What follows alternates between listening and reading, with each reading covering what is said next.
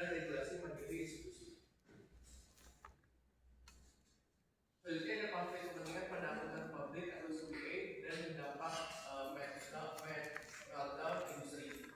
Tanggung jawab akuntan sebagai gatekeeper adalah yaitu sebagai profesional seperti akuntan publik bertindak sebagai penjaga atau gatekeeper yang memastikan pasar ekonomi berjalan dengan adil dan efektif. Tanggung jawab profesi ini harus berada di atas kepentingan pribadi atau kepatuhan dan pemerintah. Dampak dari dampak penurunan kepercayaan industri keuangan itu mengabaikan dari kewajiban fidusiari atau fidusiari demi keuntungan pribadi menghasilkan kehancuran finansial masyarakat. Lalu ini ada dampak penurunan kepercayaan industri keuangan. Itu tadi mengabaikan tadi, dan terus ada pakai pemeriksaan eksekutif berusaha saham atau saham option menciptakan insentif berbahaya untuk memanipulasi saham secara artifisial. Lalu ada praktik industri seperti cross selling yang menggabungkan jasa audit dengan konsultasi bisnis dalam satu firma, menggagalkan konflik kepentingan secara sistematis.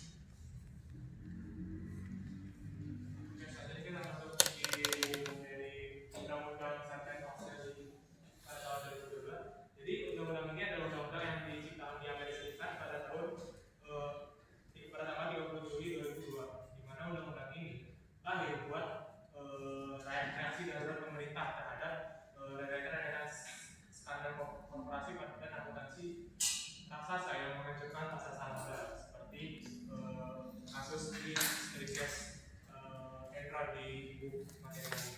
Nah, tujuan terbentuknya undang-undang ini untuk meningkatkan akuntabilitas korporasi, terus juga menjamin independen auditor, terus juga memperkuat kendali internal, juga memberi perlindungan whistleblower. Nah, di undang-undang tersebut sebenarnya ada 11 bab, tetapi paling krusial dan paling sering dipakai di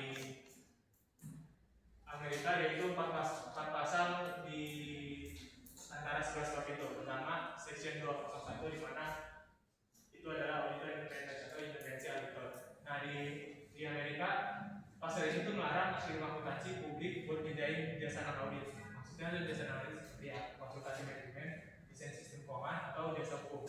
Jadi pada perusahaan yang ingin mereka audit. Nah, tujuannya itu buat ngilangin konflik kepentingan agar auditor tuh bisa ngasih nilai transparansi jujur tanpa takut adanya kehilangan proyek konsultasi yang mahal. Nah, setelah kami cari juga di Indonesia juga ada undang-undang yang relevan dengan Amerika Serikat, yaitu Undang-Undang Nomor 5 tahun 2011 tentang akuntan publik. Ini relevan yaitu dengan mengatur pembatasan ketat, terus larangan berbenturan kepentingan, juga sanksi hukum bagi akuntan publik yang tidak independen atau ada main di belakang istilahnya. Selanjutnya pasal yang kedua ada section 3.2 itu corporate responsibility for financial.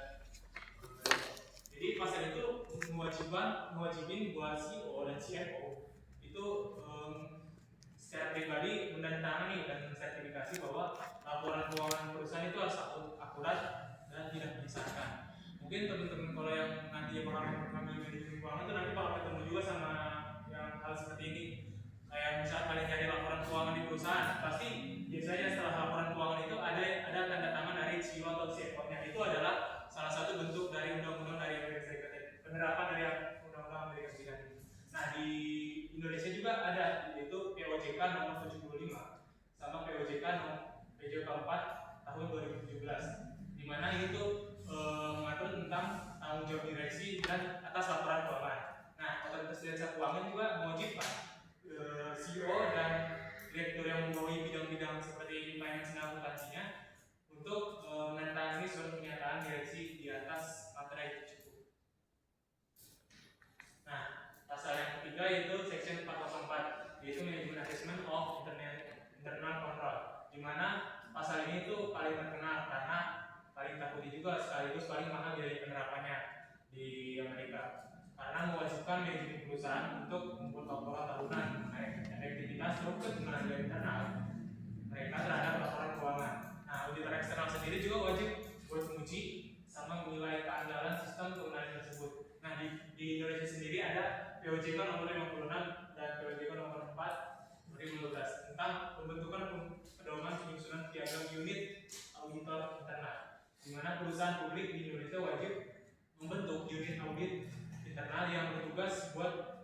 dan eval pelaksanaan pengendalian di internal serta manajemen resiko perusahaan. Ya, stop dulu. Saya review.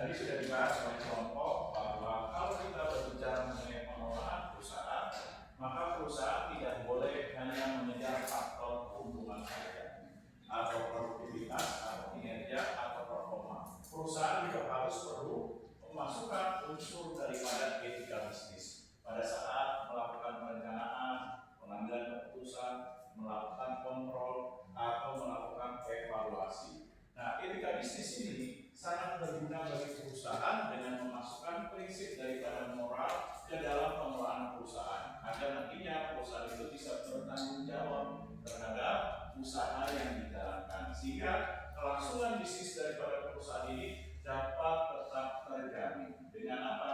Dengan adanya upaya yang dilakukan perusahaan dalam menjalankan bisnis berdasarkan dari nilai etika tanpa melanggar ketentuan, aturan ataupun perundang-undangan yang berlaku. Nah, atas dasar ini, maka bagaimana manfaat dari perusahaan ketika perusahaan itu memperhatikan nilai daripada etika bisnis dalam pengelolaan? Yang pertama apa nih kira-kira? Ada yang mengasih pendapat? Nah, kalau enggak dari sini dulu. Nah, yang pertama apa manfaatnya bagi perusahaan ketika melakukan pengelolaan perusahaan berdasarkan nilai etika bisnis?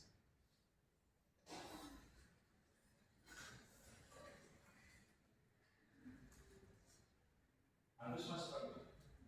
Oh,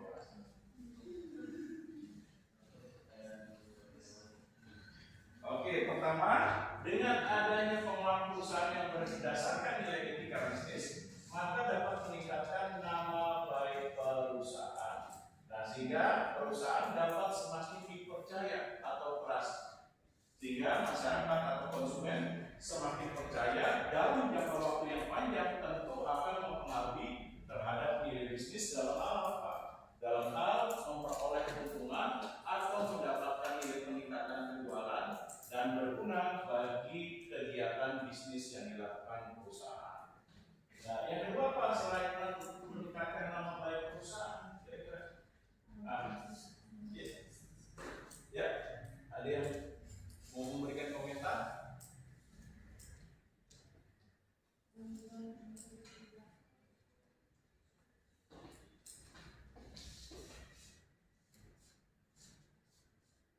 Yang kedua dapat meningkatkan image, yaitu apa? Nama, image, citra, sehingga perusahaannya menjadi semakin baik. Nah, hal ini berarti apa nih? Hal ini berarti perusahaan dapat semakin dipercaya oleh berbagai kepentingan seperti stakeholder, kepentingan baik untuk investor, kreditor, konsumen, baik untuk pekerja, manajer, dan lain sebagainya. Nah, yang ketiga apa nih manfaatnya? Kalau perusahaan memperhatikan pengelolaan perusahaan berdasarkan nilai etika bisnis. Ada yang masih pendapat? Silakan. Mungkin Agus, Gus? Boleh, Gus?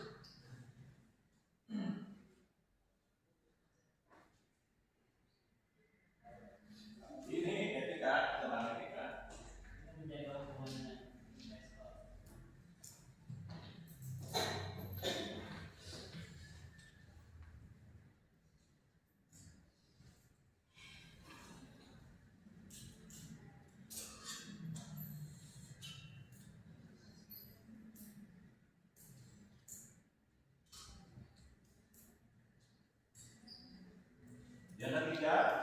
yaitu menjaga nilai hubungan yang baik dengan stakeholder. Artinya, apabila perusahaan memperhatikan nilai etika bisnis dengan memasukkan prinsip-prinsip moral ke dalam pengelolaan perusahaan, maka perusahaan bisa mendorong peningkatan stakeholder. Seperti apa?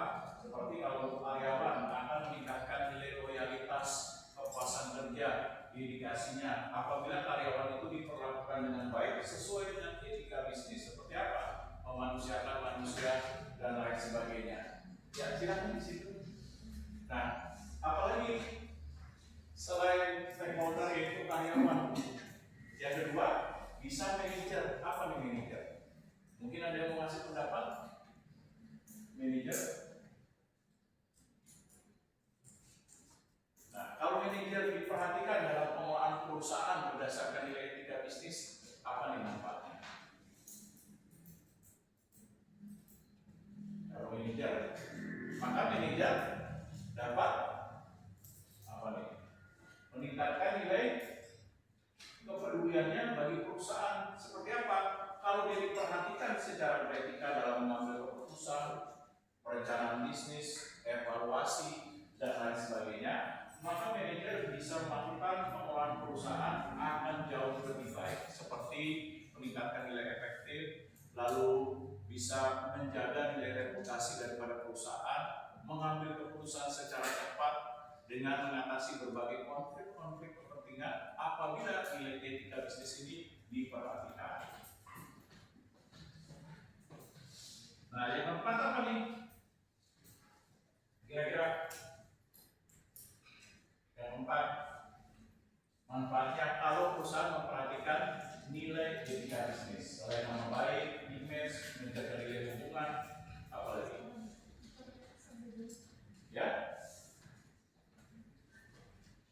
Ingat, berarti apa nih?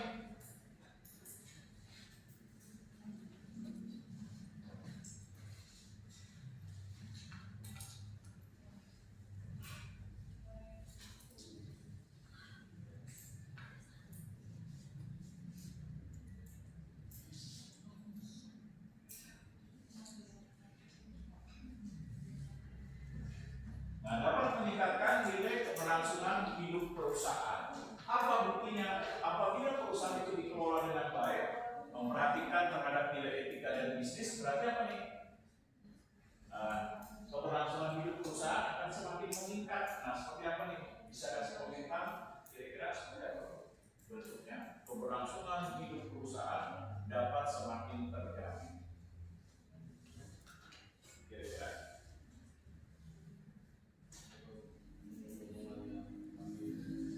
Oke, nah berarti apa nih keberlangsungan hidup? Berarti perusahaan tidak dikenakan sanksi atau denda atau bisa pencabutan izin usaha. Hal ini dikarenakan bahwa perusahaan melakukan pengelolaan sesuai dengan ketentuan, aturan, dan regulasi yang ditetapkan oleh pemerintah. Seperti misalnya contohnya memperhatikan terhadap undang-undang perlindungan konsumen, memperhatikan undang-undang mengenai persaingan, memperhatikan undang-undang mengenai pembuatan laporan keuangan, dan lain sebagainya. Nah, untuk itulah dalam pengelolaan perusahaan berdasarkan nilai etika bisnis, maka ini sesuai dengan nilai konsep daripada etika bisnis itu sendiri, yaitu pertama berdasarkan deontologi. Nah, ada yang mau ngasih komentar seperti apa sih pengelolaan perusahaan berdasarkan konsep nilai etika, yaitu deontologi? Nah, menurut Lukas, ada Lukas? Nah, menurut pendapat Lukas Marcel, seperti apa bentuk pengelolaan perusahaan berdasarkan deontologi? Deontologi ya.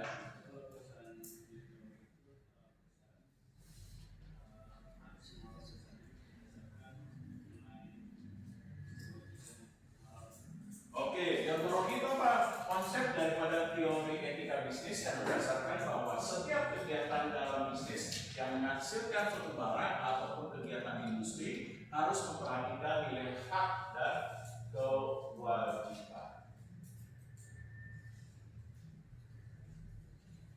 Nah, Haknya apa? Namanya perusahaan yang bisa memperoleh hak seperti mengembangkan produk, kreativitas, meningkatkan inovasi, lalu bisa untuk menciptakan strategi perusahaan, lalu bisa memiliki kebebasan dalam memasuki pasar atau memperoleh akses pasar dan lain sebagainya. Tapi di sisi lain perusahaan juga harus menjalankan kewajiban. Kewajibannya apa? Karena dia sudah beroperasi di suatu wilayah, memperoleh keuntungan, memperoleh penjualan, maka sudah selayaknya perusahaan melaksanakan kewajiban dalam menjalankan bisnisnya berdasarkan nilai-nilai etika. Seperti apa? Pertama, kalau bagi konsumen, produk yang dihasilkan harus berkualitas, tidak membahayakan bagi konsumen dalam menggunakan, baik untuk jangka panjang maupun jangka pendek. Produk yang dihasilkan itu ada informasi yang disediakan. Kalau produk itu berupa makanan harus ada expirednya dan lain sebagainya.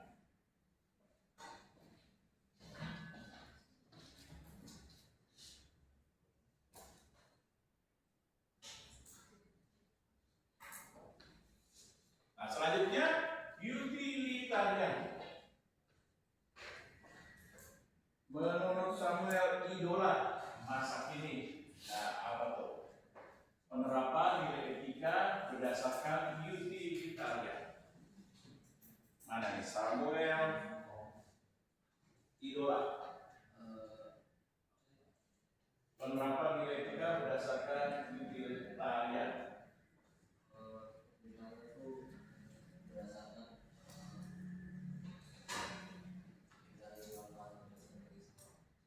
Oke, jadi penerapan nilai konsep dari etika bisnis dalam pengelolaan perusahaan berdasarkan dari kepentingan bersama. Artinya apa kepentingan bersama? Artinya bahwa dalam bisnis ini mencakup berbagai kepentingan yang terjadi, baik itu CEO, manajer, karyawan, customer, investor, kreditor, dan masyarakat. Nah, semuanya punya kepentingan. Nah, oleh sebab itu, maka kepentingan ini harus dijaga dengan baik. Dengan cara apa?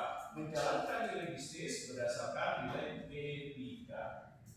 Nah, seperti apa berdasarkan nilai etika? Seperti tadi, menghasilkan produk yang bertanggung jawab, memenuhi standar kualitas, tidak membahayakan konsumen, bagi yang menggunakan baik terhadap keselamatan maupun terhadap nilai keamanan. Lalu apa lagi? Menjalankan nilai tanggung jawab sosial, seperti perusahaan yang sudah beroperasi di suatu wilayah, maka sudah sepantasnya dia memperoleh keuntungan dan mendapatkan sumber daya dari lingkungan setempat, misalnya contohnya seperti air, maka sudah sepantasnya dia harus melaksanakan nilai tanggung jawab sosial. Nah, lalu apa lagi bentuk utilitariannya, penerapannya? Nah, sudah sepantasnya perusahaan ketika mendapatkan tenaga kerja, maka tenaga kerja itu bekerja menunjukkan produktivitas dan prestasinya serta menunjukkan loyalitasnya, maka sudah sepantasnya dalam etika perusahaan harus apa? Memberikan nilai kesejahteraan secara pantas dan pengelolaan tenaga kerja secara manusiawi.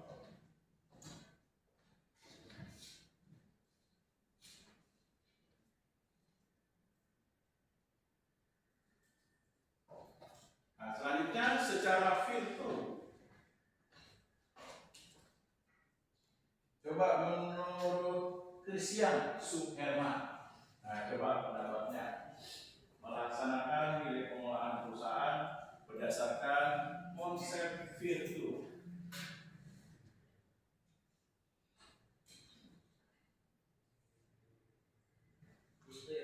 Ya.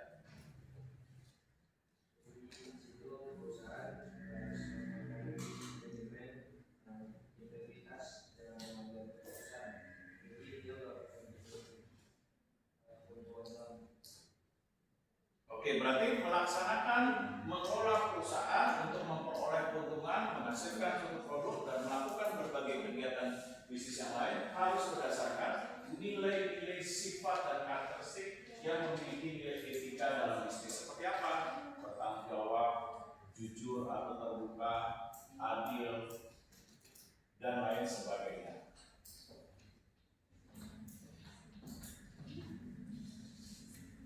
Nah, dalam etika bisnis, seperti yang tadi saya katakan, bahwa harus melihat dari berbagai kepentingan seperti stakeholder. Nah, yaitu apa? Kita bisa melihat dari CEO dulu. Nah, siapa ini CEO? CEO berarti pemimpin perusahaan, direktur utama, atau sering disebut sebagai presiden perusahaan. Nah, berarti dalam hal pengelolaan perusahaan berdasarkan nilai etika bisnis seperti apa yang perlu dijalankan CEO.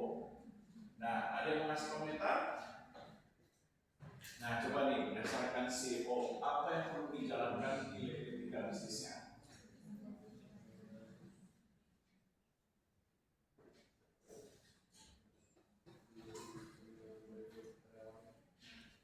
Oke. Nah, CEO harus menjadi role model. Nah, role model ini apa? Menjadi panutan, contoh, atau menjadi teladan yang memimpin suatu organisasi dengan berdasarkan service atau servant leadership. Yaitu apa? Dia memberikan contoh yang terbaik dalam organisasi untuk menjalankan perusahaan yang berdasarkan dari nilai etika. Seperti apa?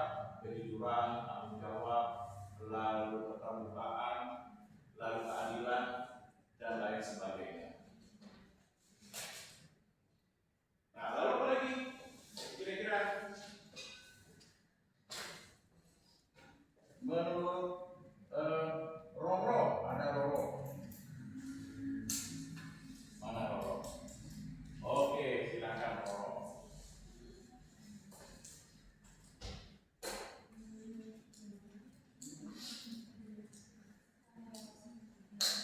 Ya. Memangnya apa?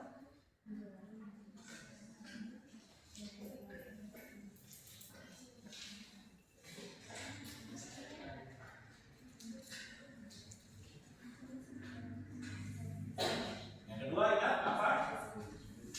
Yaitu bahwa setiap pemimpin perusahaan ketika melakukan upaya dalam pengambilan keputusan dalam organisasi tidak boleh berdasarkan dari nilai ambisi pribadi atau untuk kepentingan golongan, tapi harus berdasarkan apa? Pencapaian tujuan, sasaran, dan kepentingan bersama dalam suatu organisasi berdasarkan dari visi dan misi dari perusahaan. Nah, ini yang kedua. Oke, lanjut Bro. Yang ketiga apa nih Bro? Yang ketiga, apa yang diperlukan pimpinan agar mampu mengelola perusahaan berdasarkan etika? Nah, apa yang ketiga? Apa ya? Bagaimana dan merupakan? Nah, itu masih ada. Nah, bagaimana perusahaan mengelola nilai perusahaan berdasarkan etika bisnis? Nah, dengan melihat dari pimpinan perusahaan atau CEO. Udah nih? Ulang lagi? Ya.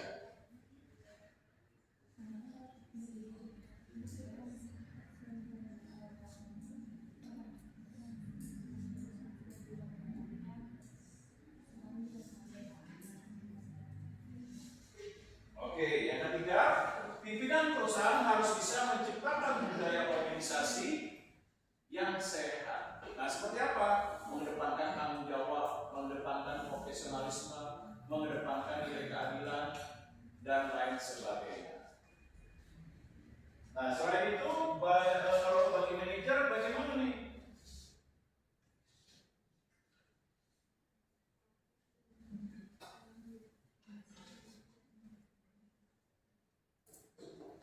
Nah, tadi bagi pimpinan perusahaan, kalau bagi manajer, coba Alexandro, mana Alexandro? Oke, Alexandro, kalau bagi manajer seperti apa? Sebagai contoh, Ya.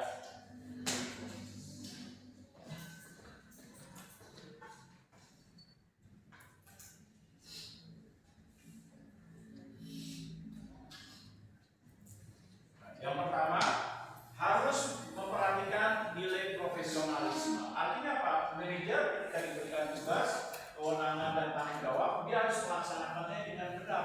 Tidak boleh menggunakan kewenangan dan tanggung jawab untuk memanipulasi demi kepentingan pribadi, seperti markup data untuk kepentingan pribadi atau melakukan kolusi, nepotisme dan lain sebagainya.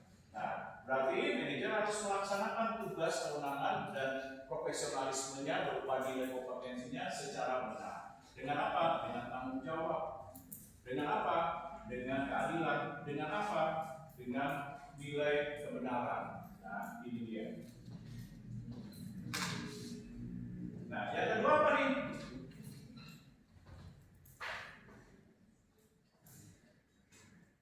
Kaila, anak Kaila. Oke, mendapat Kaila seperti apa? Nomor 2, manajer dalam mengelola perusahaan harus berdasarkan nilai etika bisnis.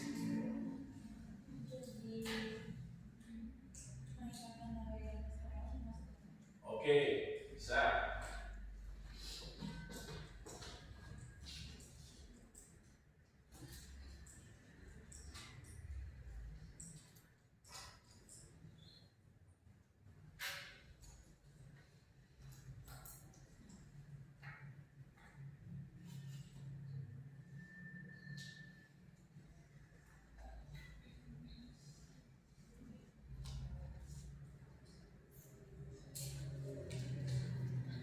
Nah, yang kedua, bahwa perusahaan dengan memperhatikan manajer dalam mengelola perusahaan harus menciptakan dan mendorong penciptaan lingkungan kerja yang baik. Seperti apa? Seperti misalnya memperhatikan nilai sarana dan prasarana, lalu menciptakan iklim organisasi yang baik berupa mendorong kedisiplinan, tanggung jawab, dedikasi, dan lain sebagainya.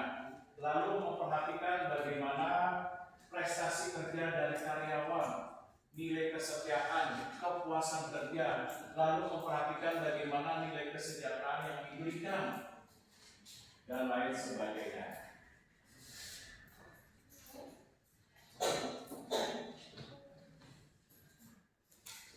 Nah, yang ketiga apa nih?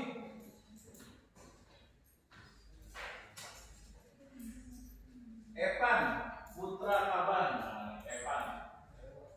Oke. Nah, coba Pan.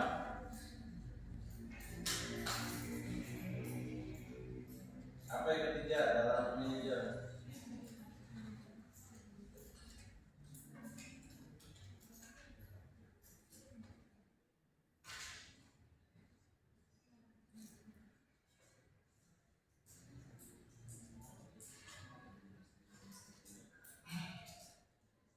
Nah, jangan lupa tuh manajer harus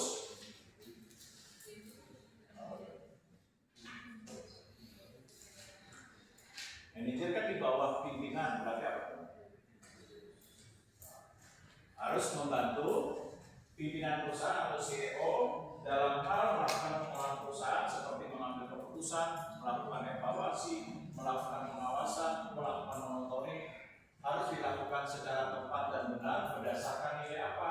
Berdasarkan nilai pertimbangan secara tepat dengan mengedepankan kejujuran, tanggung jawab terhadap masukan dan saran yang diberikan sesuai dengan suatu kejadian peristiwa yang dialami. Jangan hanya bersifat ABS, ABS, asal bapak senang. Nah, walaupun keputusannya salah dibilang bagus, oke Pak, lanjut. Nah, padahal keputusan tersebut salah, bisa merugikan banyak orang. Tapi sebagai manajer harus jujur apa adanya menyampaikan dengan kritik dan saran yang sifatnya membangun bagi perusahaan.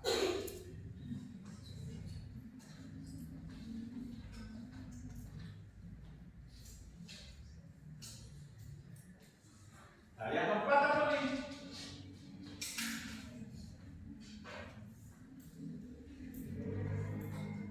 Menurut Putri Rahman, yang keempat apa nih yang perlu diperhatikan ya?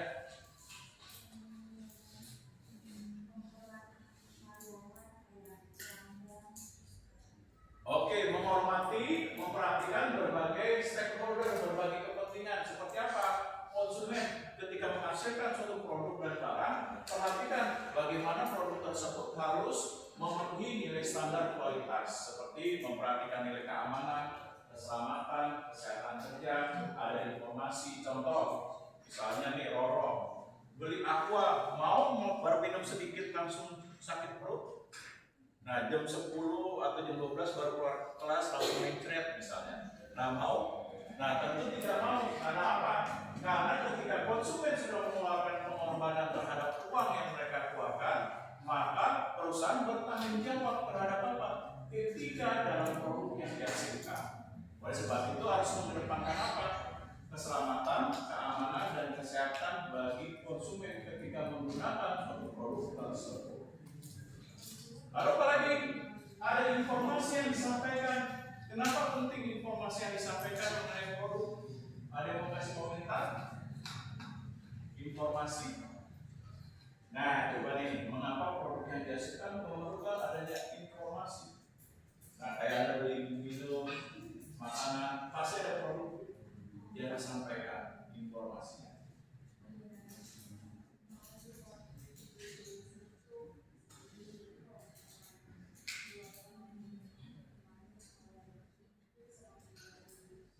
Oke, dengan adanya informasi, maka konsumen bisa mengetahui apakah produk tersebut memiliki efek jangka panjang atau tidak, bagaimana kadaluarsanya, bagaimana nilai penggunaan secara manualnya. Misalnya contoh, menggunakan atau membeli produk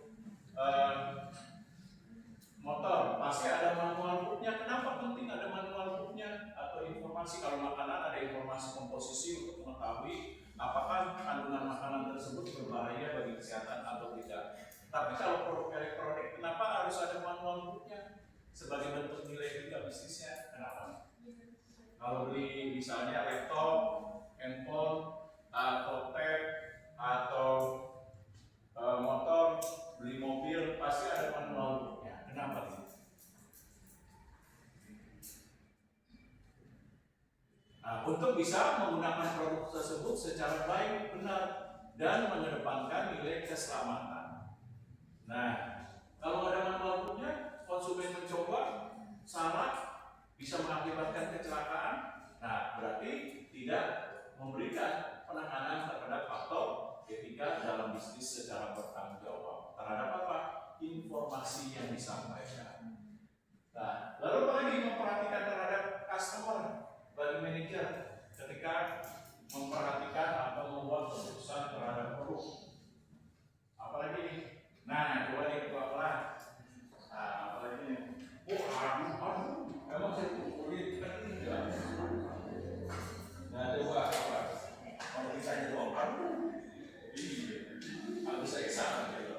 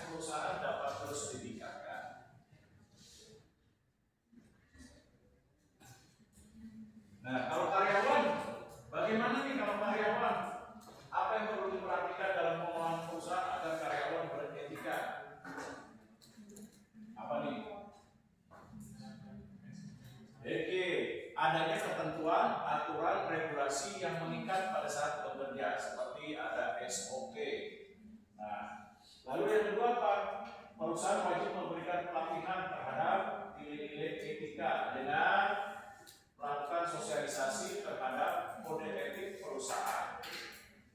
Nah, lalu lagi yang ketiga, memberikan atau memperhatikan nilai kualitas berupa keseimbangan hidup karyawan, seperti memperhatikan kesejahteraannya, cuti, pengembangan karir, nilai kompetensi, dan lain sebagainya.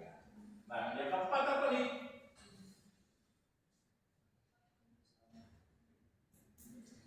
Bagi karyawan, memberikan perhatian ketika karyawan memasuki usia yang sudah tidak produktif lagi, misalnya mendekati pensiun. Nah, lalu memberikan perhatiannya secara praktikal, yaitu apa? Adanya uang pensiun yang mereka terima secara benar, tepat, dan layak.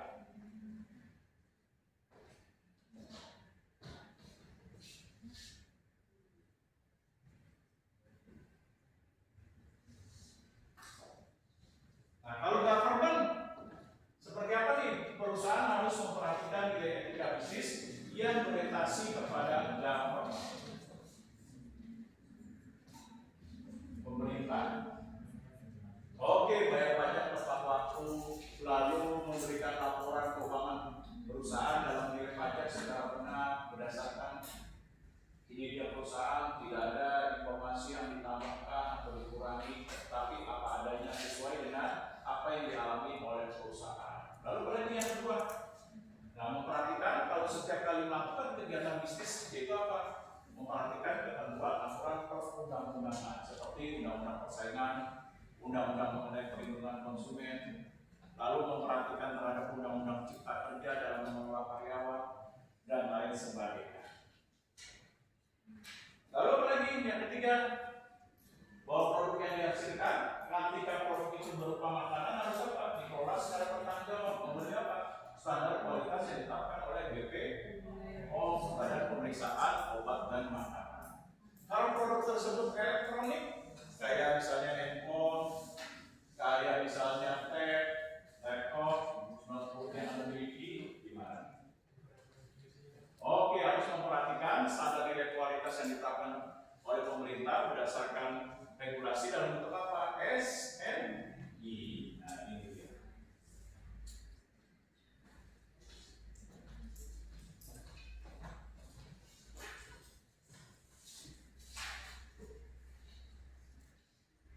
Nah, pengelolaan berdasarkan nilai etika nantinya mengedepankan nilai good corporate governance.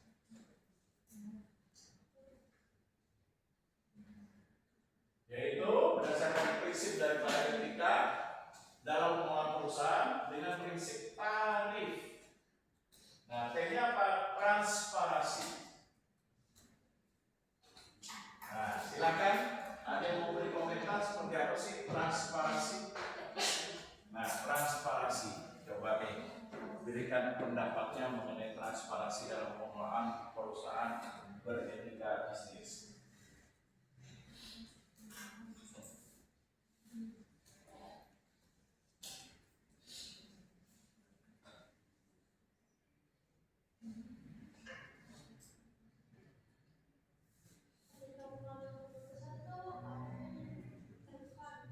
Oke, berarti setiap informasi, laporan-laporan harus terbuka. Terbuka itu apa? Diketahui berbagai pihak, bisa dikritik, bisa disaran, diberikan saran, lalu juga bisa diberikan sebuah nilai masukan. Nah, inilah keterbukaan. Dalam keterbukaan juga laporannya harus bertanggung jawab seperti apa?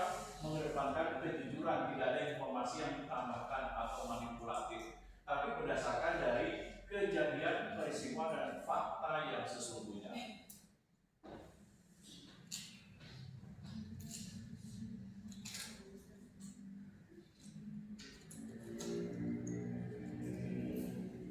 Nah, selanjutnya akuntabilitas. Seperti apa nih akuntabilitas?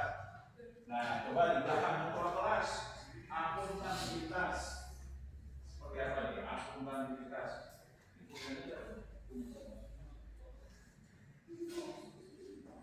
Akuntabilitas.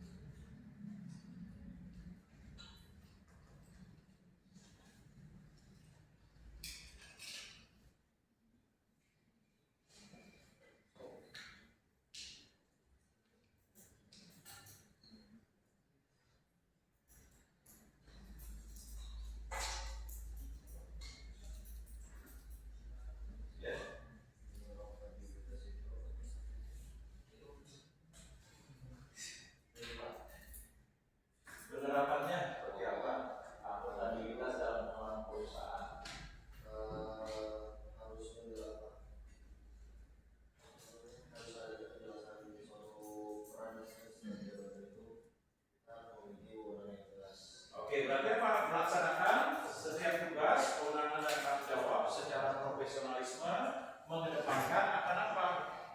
Akan tanggung jawab, kebenaran, kejujuran, keadilan. Nah, ini dia akuntabilitas. Nah, selanjutnya dari R, responsibility.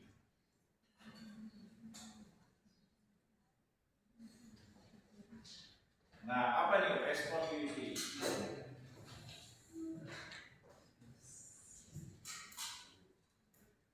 Nah, menurut Putri ada Putri Rahman Alia. Oke, pendapat Putri seperti apa tuh responsibility?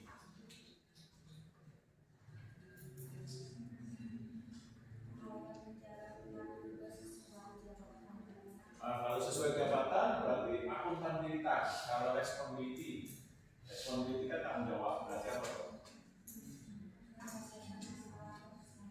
Oke, berarti setiap keputusan yang diambil oleh perusahaan dalam melakukan perencanaan, evaluasi maupun kontrol harus dilakukan secara tepat dengan pertimbangan-pertimbangan yang logis dan dapat dipertanggungjawabkan. Apabila ada kesalahan dalam pengambilan keputusan, berarti apa? Perusahaan harus jangan melarikan nilai tanggung jawabnya, harus memegang kendali dari tanggung jawab tersebut. Apapun risiko yang dihadapi. Nah, ini dia.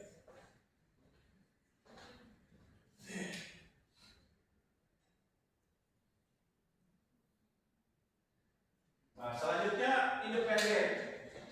Apa nih independen? Coba menurut Valentina Setiawan. Oke, independen seperti apa?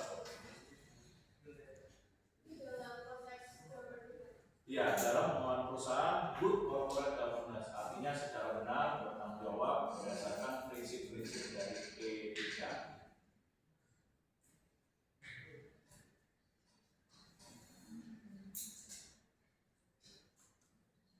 Independen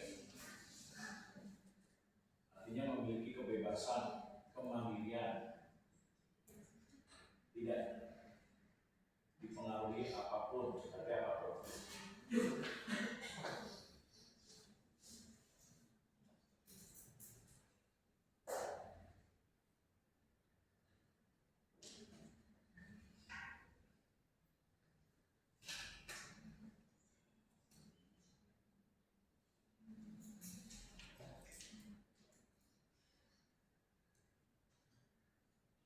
Coba mau saya yang susah-susah, yang sederhana aja.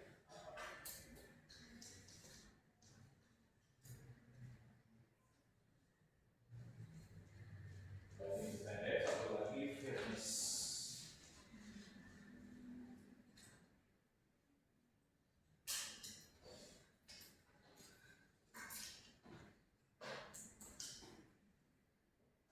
Dan temu, bahkan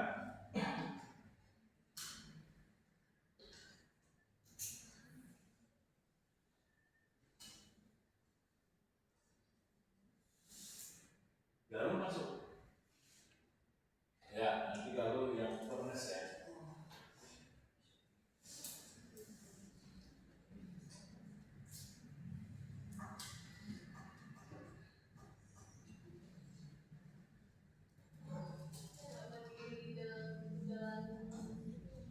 Oke, nah independen itu artinya apa? Setiap pengelola perusahaan dalam menjalankan kegiatan bisnis dia tidak boleh ada intervensi dari pihak manapun. Perusahaan memiliki kebebasan dalam mengambil keputusan berdasarkan dari prinsip-prinsip etika yang dilakukan secara benar. Mengikuti apa? Proses, ketentuan, prosedur, aturan, dan kebijakan yang ditetapkan baik perusahaan maupun dengan memperhatikan nilai-nilai yang ditetapkan oleh pemerintah. Nah, kalau fairness ya lanjut.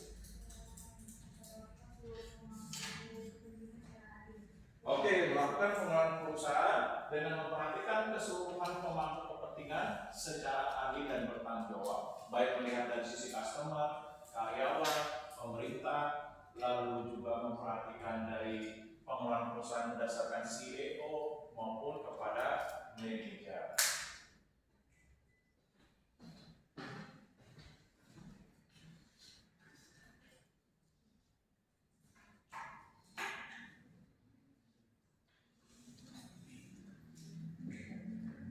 Nah, kalau ini sudah diperhatikan dengan baik, berarti perusahaan juga harus melihat pengelolaan perusahaan secara benar berdasarkan nilai keuangan. Nah, seperti apa nih berdasarkan nilai keuangan? Itu apa? Setiap uang yang masuk dalam perusahaan yang memperoleh pendapatan itu harus dikelola dengan baik berdasarkan nilai laporan keuangan yang diberitahukan secara periodik, yaitu apa? 3 bulan sekali, 4 bulan sekali, dan nantinya perusahaan harus membuat laporan pertanggungjawaban keuangan secara keseluruhan dalam jangka waktu 1 tahun. Seperti dibentuknya adanya audit internal. Nah, kenapa penting nih audit internal?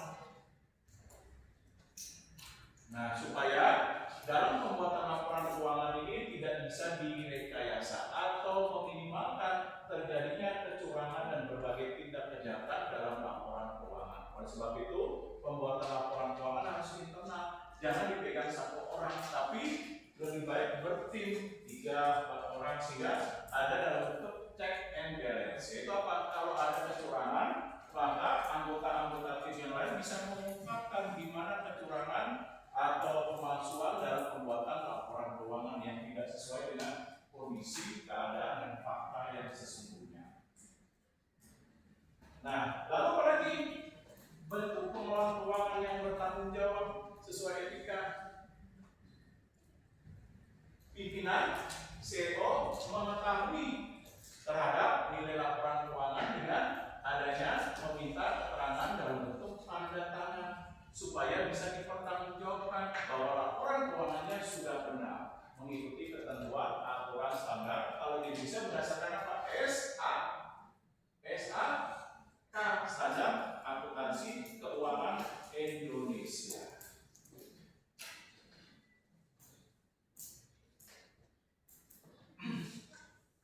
Nah, lalu apa lagi? Adanya juga audit eksternal.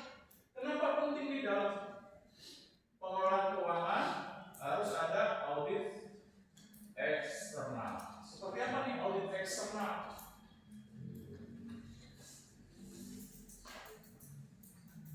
Bintang ada bintang? Oke, menurut pendapat bintang, audit eksternal dalam memperhatikan nilai etika dalam pengelolaan keuangan.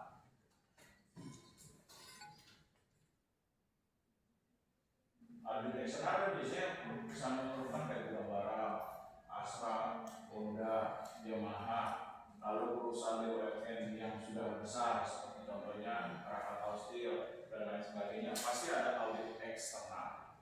Nah, apa sih kegunaan audit eksternal?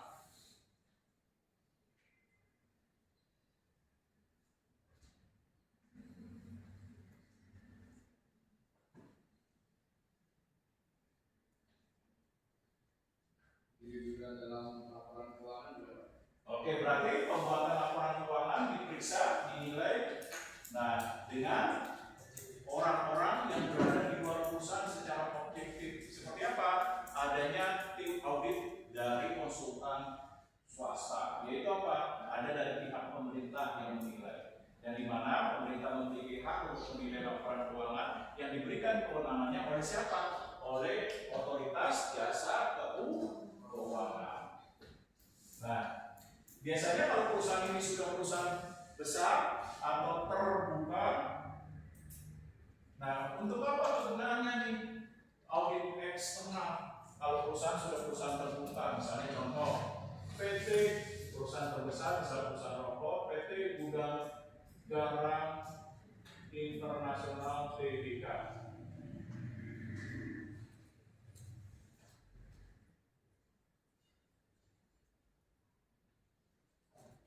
Nah, apa kegunaannya nih? Audit eksternal untuk perusahaan besar, misalnya contoh PT Gudang Garam Internasional Tbk. Ayo. Oke, meningkatkan kredibilitas dan kepercayaan publik terhadap investor yang ingin membeli saham dari perusahaan. Oleh sebab itu, maka perlu adanya pemeriksaan secara audit eksternal untuk memastikan bahwa kondisi keuangan perusahaan sedang baik atau dinilai sehat. Nantinya audit eksternal akan melihat laporan keuangan berdasarkan dari hasil keuangan dengan adanya opsi. Opsinya apa? Dinilai faktor keuangan sehat atau wajar tanpa syarat. Lalu yang kedua, sehat atau wajar dengan syarat. Yang ketiga apa? Buruk dengan keterangan. Yang keempat, dinilai buruk tanpa keterangan lalu tidak diketahui. Artinya bahwa pembuatan laporan keuangan tersebut benar-benar tidak mengikuti ketentuan, aturan, dan regulasi yang berlaku.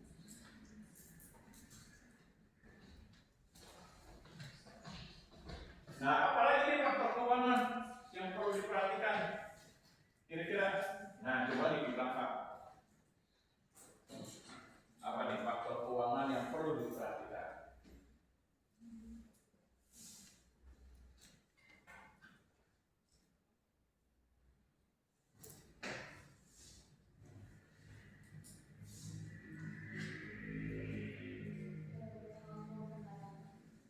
Yang selanjutnya apa? Dalam pembuatan laporan keuangan, misalnya laporan keuangan tentang rugi laba, laporan keuangan tentang investasi, laporan keuangan tentang pengolahan utang perusahaan, lalu laporan keuangan tentang piutang perusahaan, laporan keuangan tentang pengadaan barang, dan lain sebagainya harus apa?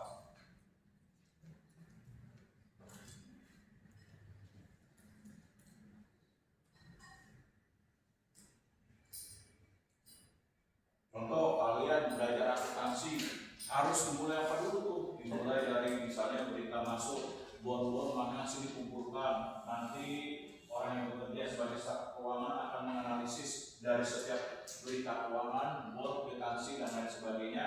Ini masuk ke mana? Apa masuk ke kas, atau masuk ke beban, apa masuk ke utang jangka panjang, liabilitas, atau masuk ke aset? Berarti harus apa tuh? Mengikuti apa? Oke, mengikuti standar, ketentuan, dan aturan yang berlaku dalam proses pembuatan keuangan sampai menjadi hasil dalam laporan keuangan. Nah, ini dia.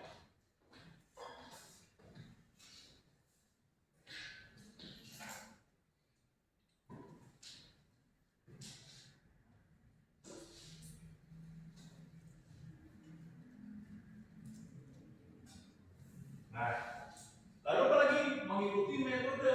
Udah belajar manajemen keuangan, metode dalam pembuatan laporan keuangan. Melihat apa? Bisa melihat dari rasio keuangan.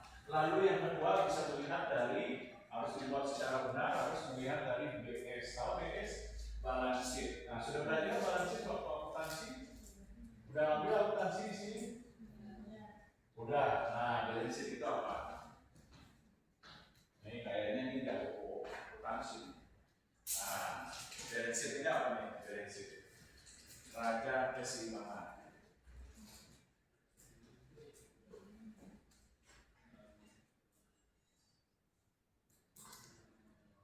Nah, neraca keseimbangan ini pernah belajar menilai. Nah, yaitu apa? Aktiva dan pasifanya. Aktiva ini apa? Bicara mengenai aktiva. Nah, kekayaan atau aset yang dimiliki perusahaan. Kalau pasifan, apa? Nilai kewajiban yang dimiliki perusahaan. Nah, kalau aktiva itu apa? Termasuk melihat dari aset tetap. Apa saja sih aset tetap? Perusahaan punya nggak gedung? Perusahaan punya nggak tanah? Punya nggak properti? Nah, setelah itu apa?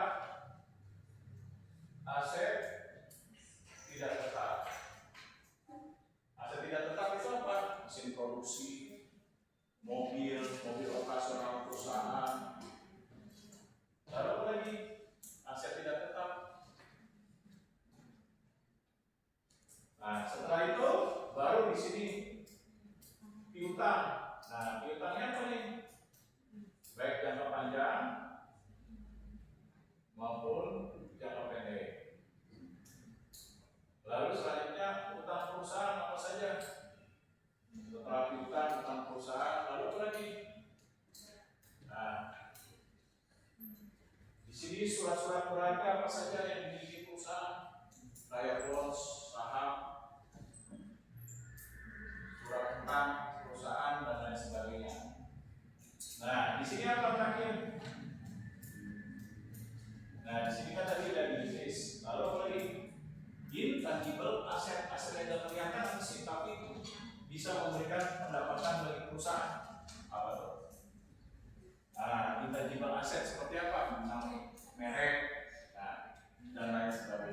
Nanti berdasarkan pendekatan keuangan bisa dinilai dari BLC. Lalu apa lagi? Menggunakan rasio keuangan. Apa saja? Menilai investasi dalam bentuk rolling return investment, melihat dari pengolahan nilai kemampuan aset perusahaan, return on asset, atau melihat kemampuan perusahaan dalam menjual produk seberapa cepat, dilihat dari PBV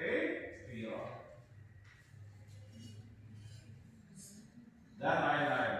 Kurang lebih ada 12 bentuk yang digunakan untuk mengukur keuangan perusahaan. 12 rasio keuangan. Nah, saya hanya menyebutkan beberapa saja.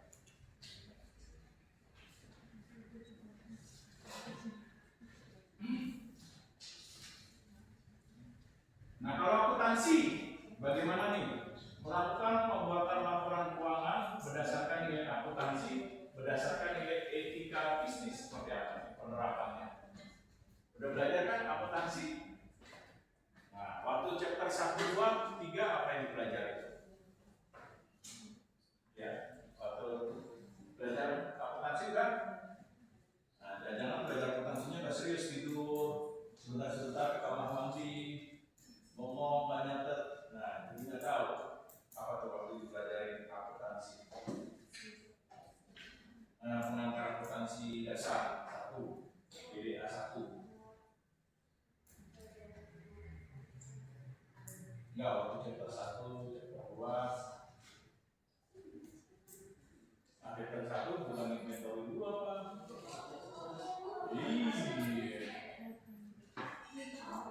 Ada persamaan dasar akuntansi. Nah, persamaan dasar akuntansi apa? Melihat, masih ingat? Harta sama dengan apa? Nah, aset ditambah utang dikurang apa sini? Nah, ingat kan? Nah, jadi dalam pembuatan laporan keuangan akuntansi itu apa? Mengikuti standar keuangan akuntansi yang berlaku dari setiap negara. Seperti Indonesia, standar akuntansi keuangan Indonesia. Kalau Amerika, standar Accounting and Finance Amerika. Nah, berarti harus mengikuti standar akuntansi. Kedua, berdasarkan prosedur. Ketiga, berdasarkan ketentuan. Yang keempat tadi betul, yaitu objektif, harus benar, berdasarkan fakta, bisa dipercaya, bertanggung jawab, dan lain sebagainya. Nah, lalu lagi mengikuti proses dalam pembuatan keuangan berdasarkan siklus akuntansi. Nah, coba siklus akuntansi apa saja? Wah, daripada ngantuk, kita diskusi saja siklus akuntansi. Apa saja itu siklus? Nah, ini satunya siklus.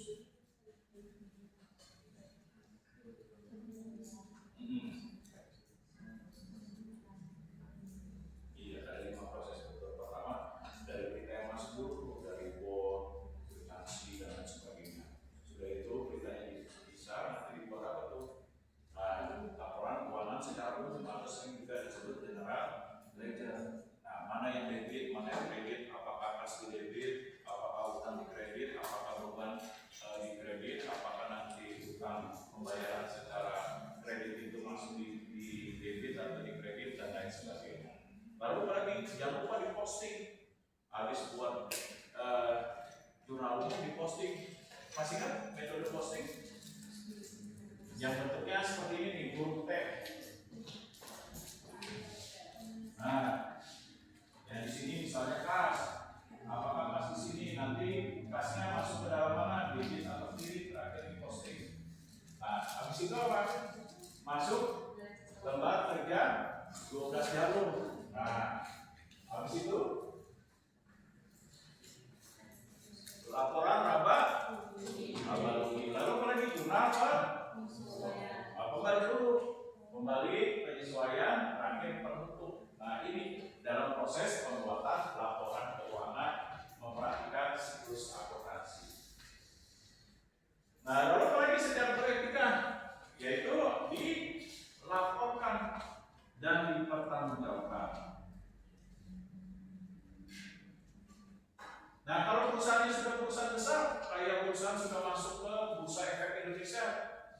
laporan yang dipertanggungjawabkan dengan apa? Harus laporan keuangannya dipublish secara umum. Dengan apa? Dengan web perusahaan atau dengan diumumkan melalui koran, kalau koran Kompas, mereka biasanya 4 halaman, 5 halaman. Lalu apa lagi? Bisa dengan web, nantinya dilaporkan ke OJK. OJK akan memeriksa. Nanti juga harus dilaporkan ke Kementerian Departemen atau Kementerian Keuangan untuk menilai pemungutan pajak mengenai pajak perusahaan. Nah, ini dia. Ada yang mau ditanyakan? Silakan.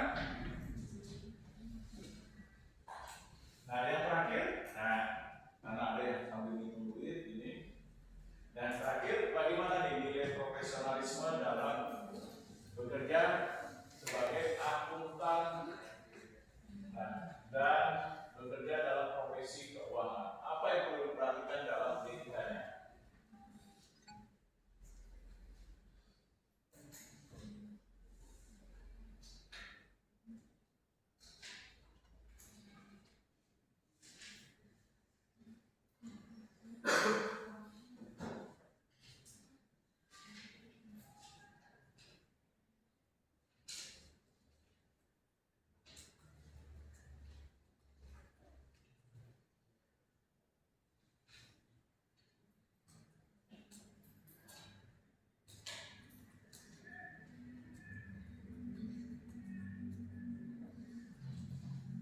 Nah, coba nih, apa yang perlu kita perhatikan kalau Anda misal suatu saat mengambil konsentrasi tertarik Pak manajemen keuangan berarti, nah bagaimana supaya Anda bekerja sebagai manajemen keuangan beretika? Nah, apa yang perlu Anda lakukan? Misalnya nanti udah semester 5 tertarik Pak, nah kayaknya saya lebih tertarik ke keuangan, ambil manajemen keuangan. Nah, nanti bekerja sebagai staf keuangan atau karyawan keuangan. Berarti bagaimana nih bekerja berdasarkan nilai etika dalam profesi pekerjaan sebagai keuangan. Nanti kalau ingin meningkatkan kemampuan kan Anda bisa ikut pelatihan tuh. Bisa pelatihan analisis keuangan intermediate atau analisis broker atau analisis saham. Nah, apa nih yang perlu dilakukan?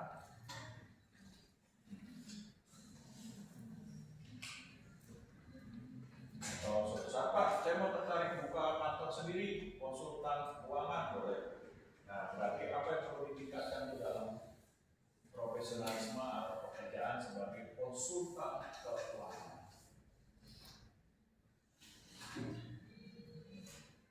Nah,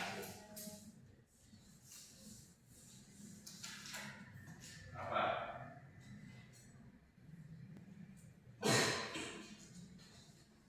Dan ngomong.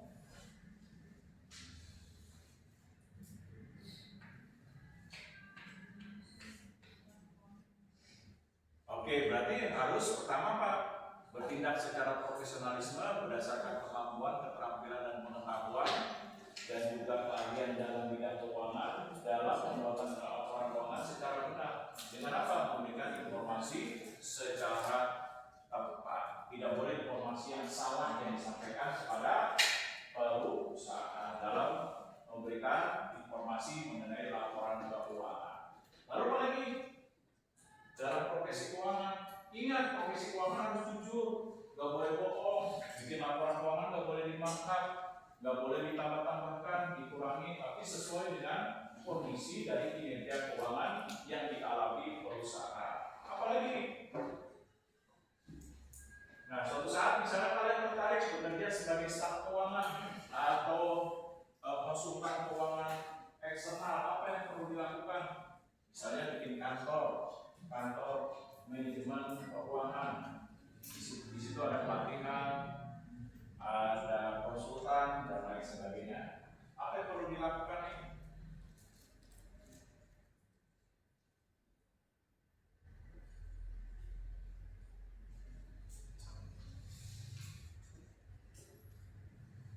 Harus mengedepankan nilai kerahasiaan perusahaan dalam pembuatan keuangan, tidak diberikan secara sembarangan. Walaupun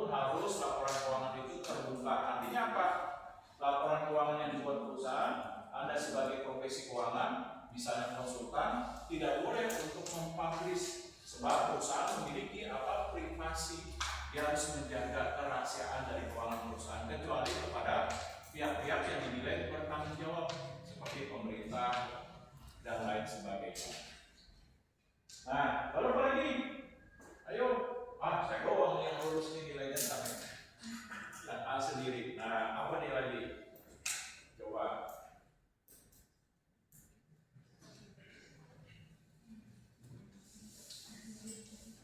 Nah, apalagi nih? Kalau bekerja sebagai profesi keuangan dan akuntan, mengedepankan nilai etika, apa yang perlu dilakukan? Kira-kira? Ya? Oke, termasuk udah tadi apalagi?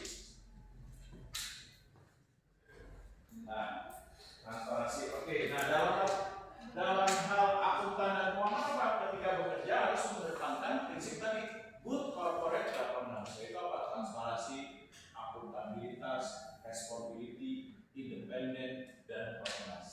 Serta apa? Namanya Anda bekerja sebagai laporan keuangan berarti apa? Harus meningkatkan nilai profesionalisme. Nah, berupa apa? Berupa tadi memegang teguh nilai pekerjaan Anda. Nah, secara benar. Seperti apa tadi? Harus mengikuti ketentuan, aturan, metode, prosedur, regulasi, dan lain sebagainya. Serta namanya profesi akuntan dan keuangan yaitu apa? Anda dituntut untuk meningkatkan keterampilan Anda secara profesionalisme. Oleh sebab itu, bagaimana kalau bisa ada namanya Ikatan Akuntansi Indonesia.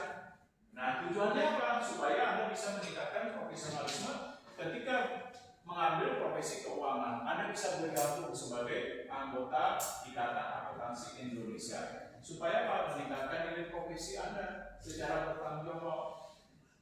Nah, dengan apa? Meningkatkan kemampuan, keterampilan kalian melalui apa sih?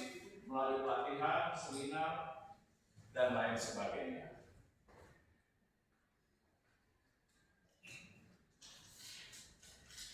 Nah, nanti kalau Anda tertarik jadi konsultan dalam keuangan dan akuntansi secara eksternal, Anda disumpah. Kalau sudah dinyatakan lulus, meningkatkan kemampuan keterampilan, nanti disumpah oleh Ikatan Akuntansi Indonesia. Dengan ini, saya bersumpah atas nama agama saya, misalnya agama Islam. Nah, dengan Allah SWT, saya akan menjalankan profesi saya secara benar sebagai akuntan publik dan keuangan, dan menjalankan sebagaimana mestinya sesuai undang-undang yang berlaku dalam Ikatan Akuntansi Indonesia maupun dalam pembuatan laporan keuangan yang lainnya, mengikuti prosedur ketentuan dan memperhatikan nilai etika dari profesionalisme saya sebagai akuntan dan pelayan. Nah, habis itu setelah disumpah, tanda tangan surat dari pengangkatan Anda sebagai profesionalisme dalam bidang akuntan dan keuangan. Kalau sudah disumpah, bagaimana? Ya jalankan sesuai dengan profesionalisme yang Anda raih. Nah, dengan sumpah dari profesionalisme yang nanti sertifikatnya, kelulusannya dikasih sama Anda di buktinya. Anda sebagai pekerja profesionalisme dalam akuntan yang diakui oleh IAI. Nah, saya stop dulu. Ada pertanyaan kira-kira? Kalau nggak ada, ya lanjutkan. Oke, selanjutnya masalah yang terakhir mengenai service operating tahun 2022 yaitu section 802 tentang pendidikan dan dari dokumen di mana masalah ini tentang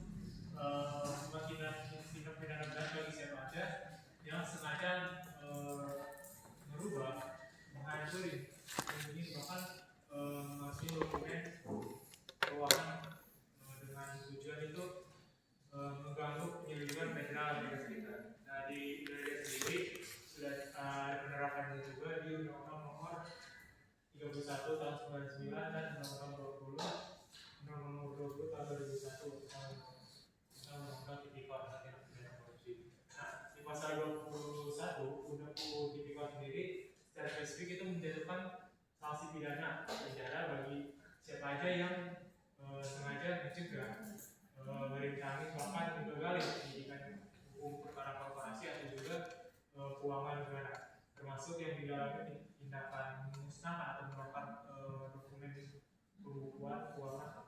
Ya, silakan.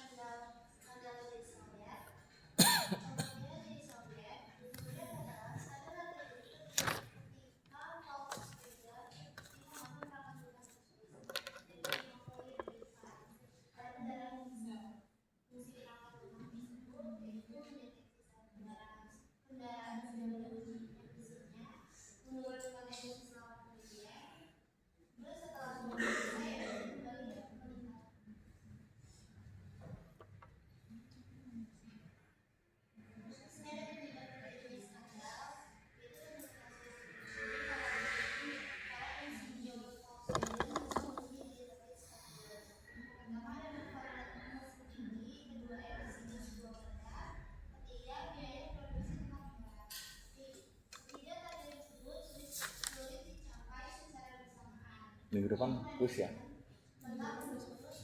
Mau sekarang? Mau. Jangan lupa, saya menambahkan informasi bahwa sekarang ini dengan adanya upaya dalam mengungkapkan skandal terhadap kejahatan dalam pembuatan laporan keuangan, baik untuk akuntansi, nah itu sudah ada nilai profesi yang baru yang dinamakan forensic audit, yang tujuannya untuk mengungkapkan di mana kecurangan perusahaan dalam membuat laporan keuangan yang tidak tepat, yang tidak sesuai dengan kinerja yang sesungguhnya. Nah, ini ada profesi baru yang namanya forensic audit. Nah, ada beberapa kampus yang sudah membuka bentuk program studinya. Studi ke konsentrasinya namanya forensic audit akuntan. Ada. Oke, lanjut.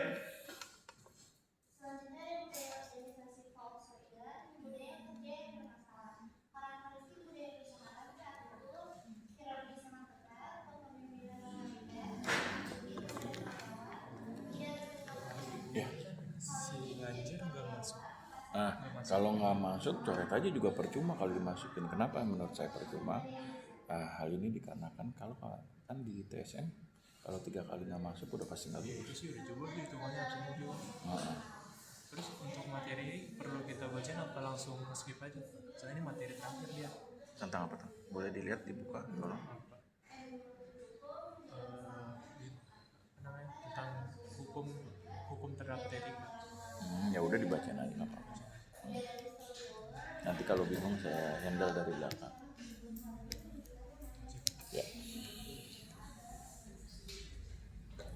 Ya.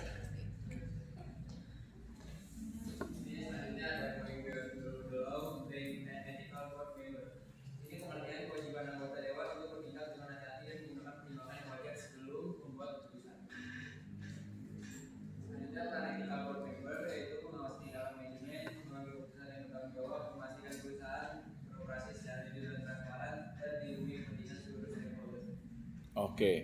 Jangan lupa satu lagi, yaitu apa? Pembuatan laporan keuangan dan juga akuntansi harus disampaikan, lalu didiskusikan di pengelolaan perusahaan pada apa? Pada rapat tahunan perusahaan dengan dihadiri oleh Dewan Direksi. Oke, lanjut.